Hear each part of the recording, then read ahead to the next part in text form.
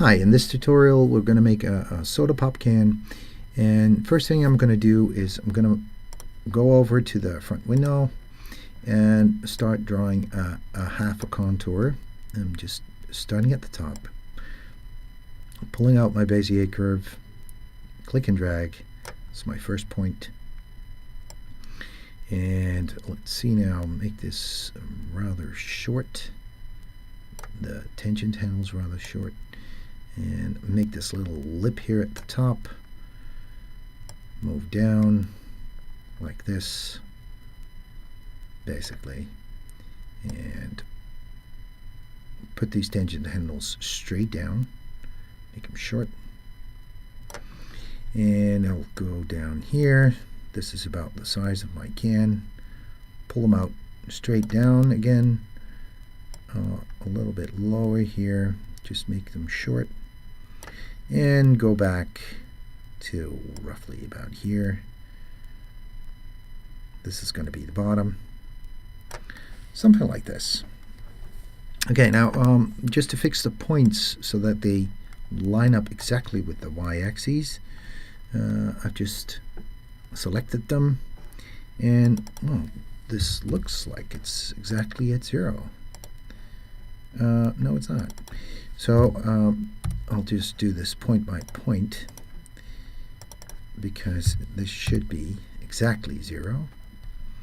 And these two, I want to have a straight can. Now it looks pretty straight, but just to make sure, I'm just going to go down to Commands, Set Point Value, and just set this to center over the x-axis, and this straightens out that line.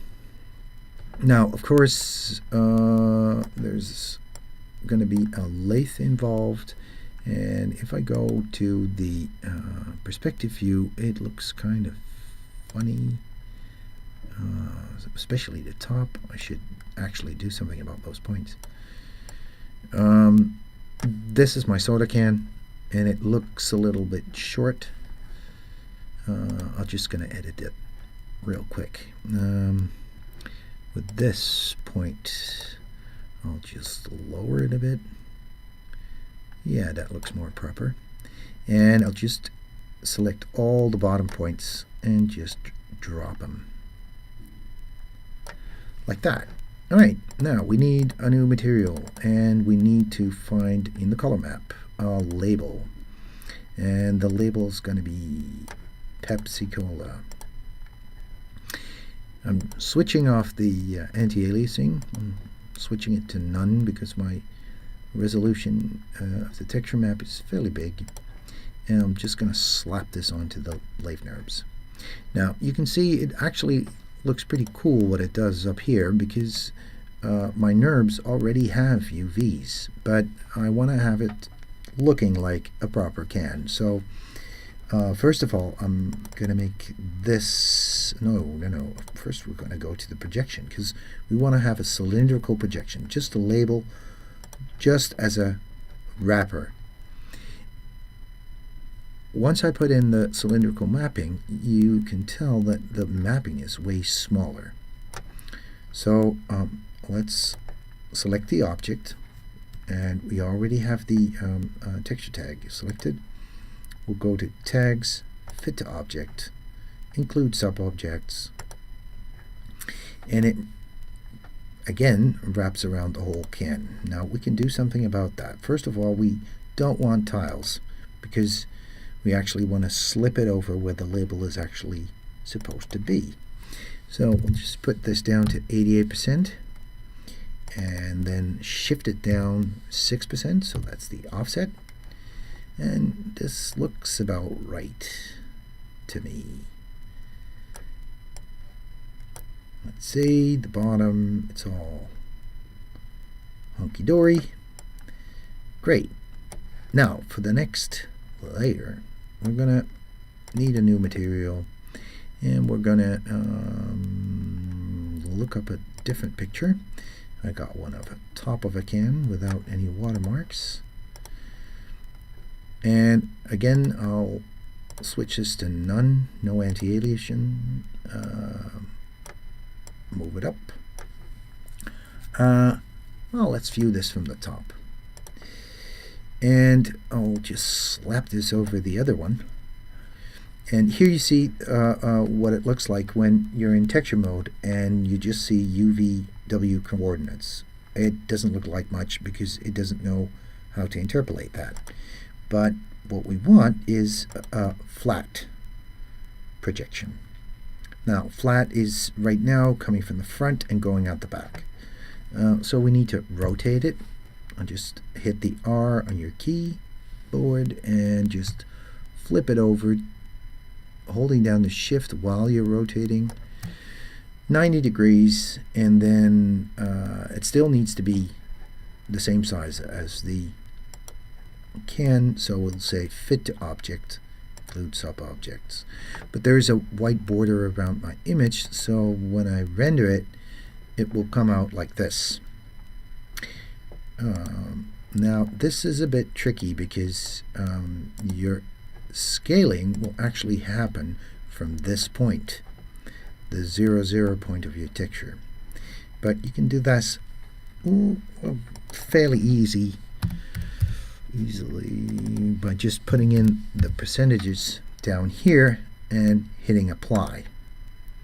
Of course it shifts, so now we just need to adjust it. Hit the E key to move, and I'll just pull it over the can like this, getting a little bit of white lines at the one end. Let's put it like this. Oh, it's hard to see. Let's see, something like that. Don't beat yourself up about it if it doesn't look absolutely perfect. It's just an example. Now, the way it works with texture tags is that the tag that is the furthest from this so-called wall is the one that actually shows up, that goes on top. So if I just pull this one over, the label flips over it. Now, we still have a problem because if I look at the bottom, I can open it at the bottom. That looks kind of naff. So I'm just going to change that. And we need a third material. This material will have an alpha map. And we'll put it up to gradient. And the gradient I'm going to adjust because I'm going to put the white, say, somewhere in the middle. And I don't want this gradient actually. I want to have two colors. So I'm just going to say that the interpolation is none. Just hit that little black arrow to get this menu. So great. And I'm going to slap this onto the can just to show you what we've got now. Because of the gradient, we get this gray, nondescript texture at the bottom. But of course, it's supposed to be in between here. So we'll just move it down there.